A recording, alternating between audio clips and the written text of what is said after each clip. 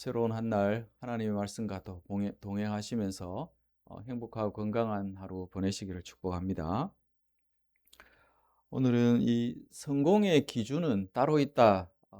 그 부분을 좀 생각하면서 말씀을 나누겠습니다. 일반적으로 사람들은 성공을 말할 때 뭔가 겉으로 눈에 보이는 결과를 가지고 판단하는 경향이 있습니다. 잘 되는가, 형통한가, 또 그 삶이 안정적인가, 부유하게 많은 것을 누리면서 사는 그런 겉으로 보이는 것을 가지고 저 사람은 성공했다. 이렇게 판단할 수 있죠. 그러나 성경은 우리에게 다르게 말합니다. 과연 무엇이 진짜 성공인가? 우리가 묵상하고 있는 이 창세기 35장과 또 36장에 쭉 이렇게 나열되어 있는 야곱의 12 아들 그리고 에서의 이 족보를 통해서 보면 하나님 나라 백성이 반드시 알아야 될 성공의 기준을 우리가 아, 관찰할 수 있습니다. 그것을 이해할 수 있죠. 이 야곱의 12 아들은 굉장히 혼란스럽고 관계는 깨어져 있는 그런 가정에 태어났습니다. 근데 하나님 나라 백성은 그럼에도 불구하고 전적인 하나님의 선택하심으로 이루어지는 거고 시작이 되어졌다는 거죠. 인간적으로 보면 이 야곱의 가정 결코 이상적이거나 안정적인 그런 가정이 아닙니다. 그럼에도 언약에 신실하신 하나님은 이들을 통해서 이스라엘의 12지파를 세우십니다. 이것은 무엇을 의미할까요? 하나님 나라 백성은 사람의 자격이나 조건 여기에 다른 것이 아니라는 거죠. 전적인 하나님의 선택으로 시작된다라는 것입니다. 우리가 하나님의 백성된 이유도 바로 절대적인 하나님의 주권에 의한 것이죠. 우리의 어떤 의나 공로가 있어서가 아니라 전적인 은혜라는 사실에 오늘 이 하루 또 시작하는 새벽에 감사하며 나아가는 은혜가 저와 여러분이 있기를 원합니다. 근데 하나님 나라의 백성은 어떻게 유지됩니까? 연약하지만 하나님의 은혜로 유지되어져 갑니다. 이 야곱의 아들들을 여러분 보시기 바랍니다. 우리가 어제 봤지만 루벤의 그 죄를 생각해 보십시오. 35장 22절에 보면 그는 아버지의 첩과 패륜을 저지르는 그런 죄를 저지릅니다. 또 시몬이나 레위 우리가 34장에서 봤지만 그 하나님 나라의 어떤 정의 그러한 것과 상관없이 칼부림을 하고 약탈을 하고 그런 어, 어쩌면 하나님 나라 백성다운 삶이 아닌 그런 모습을 보입니다. 또 우리가 며칠 뒤에 보겠지만 37장에 보면 이 형제 간의 시기, 질투, 갈등 이런 것들을 다 야곱의 가정에서 볼 수 있다는 거죠. 결코 모범적인 사람들이 아닙니다. 그럼에도 불구하고 하나님은 이들을 버리지 않으시고 언약 공동체로 계속 붙들고 가십니다. 무엇을 우리가 깨달아야 합니까? 이 교회라는 것, 교회는 완전한 사람들의 모임이 아니라는 것입니다. 은혜로 붙들린 죄인들의 공동체, 이게 바로 교회인 거죠. 저와 여러분도 마찬가지인 줄로 믿습니다. 그러므로 우리는 혹일에 살아가다가 보면 넘어질 때가 있죠. 그럴 때 절망할 필요가 없다는 것입니다. 중요한 것이 무엇입니까? 이 하나님 나라 백성은 연약해도 완전하지 않아도 언약 안에 있는가 없는가 그것이 중요하다라는 것입니다.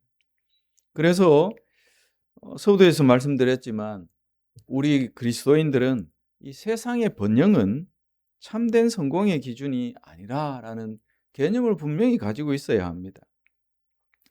우리가 다 보지는 않았지만 아직 36장 전체를 보면 에서의 족보를 우리가 볼 수 있는데 종합적으로 보면 야곱의 그 관련된 아들들 그 족보보다 에서의 족보를 보면 놀라울 정도로 화려합니다.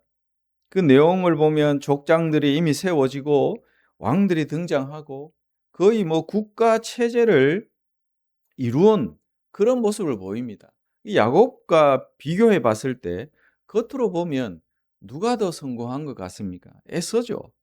그러나 중요한 사실은 에서는 그 자손들과 함께 언약 밖에 있는 사람들이라는 거죠. 이것은 중요한 의미를 가집니다. 이 세상의 번영과 성공은 하나님 나라 백성의 기준이 결코 될 수 없다는 것입니다. 그래서 우리는 세상을 보면서 흔들릴 때가 많습니다. 저 사람은 왜 저렇게 잘 되는지 하는 일마다 뭐 잘 되는 것 같고, 근데 나는 왜 막 이렇게 부족하고 늘 골골하고 빈곤하게 살고 잘 풀리지도 않고. 근데 우리는 성경이 우리에게 말씀하시는 바에 주목을 해야 하는 거죠. 잘됨이 곧 하나님의 백성됨을 증명하지 않는다는 것입니다. 우리는 이 사실을 늘 주목해야 할 것입니다.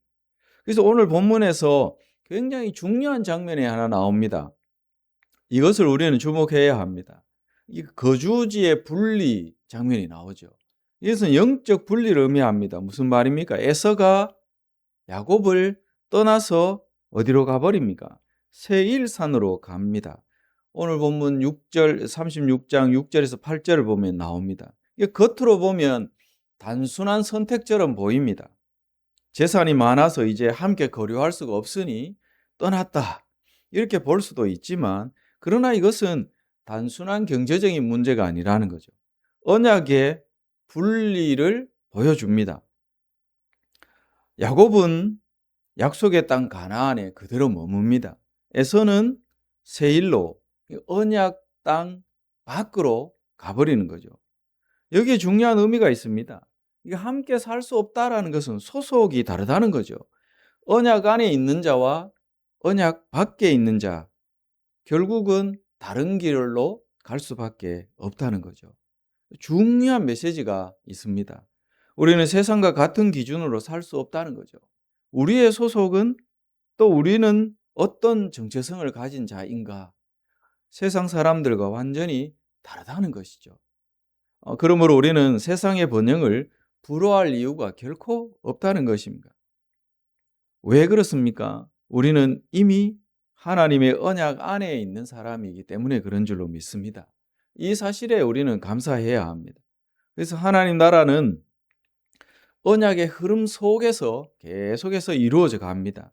에서는 이미 왕국을 이루었습니다. 근데 야곱은 아직 가족 공동체죠. 그러나 하나님의 역사는 어디로 흐릅니까?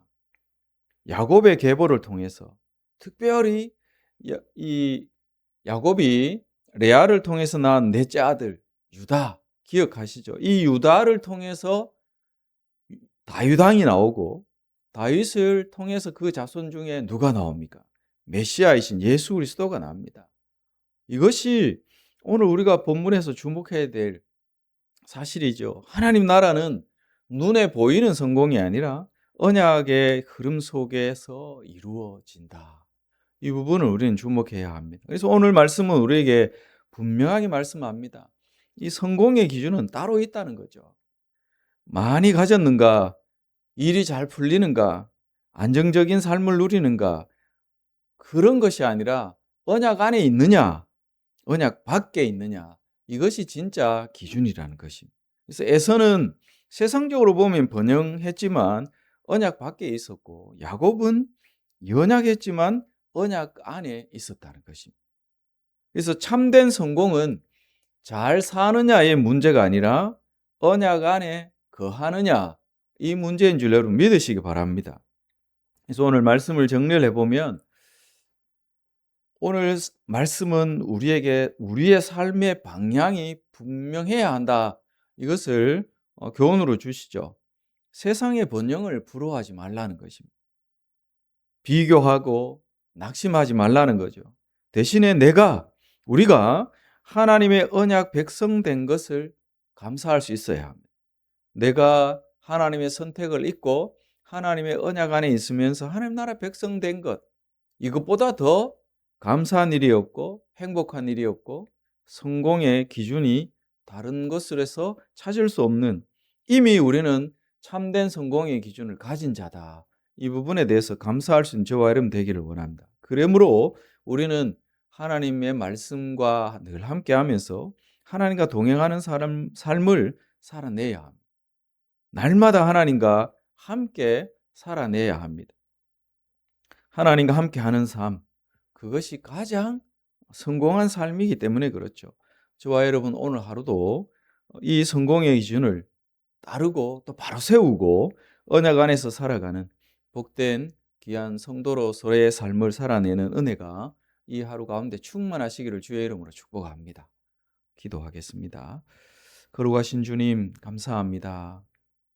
귀한 새벽에도 우리에게 말씀으로 함께 해주시고 우리가 이 땅 가운데 세상의 여러 가지를 보며 흔들릴 수 있지만 말씀을 통해서 참된 성공의 기준은 하나님의 언약 안에 있다라는 사실을 마음속에 새기게 하심을 감사합니다. 세상을 부러워하지 않고 오직 하나님을 택하고 하나님께 시선을 고정하고 하나님의 말씀과 동행하면서 하나님 나라 백성다운 삶을 살아내는 우리 모든 성도들의 삶이 되게 하여 주시옵소서.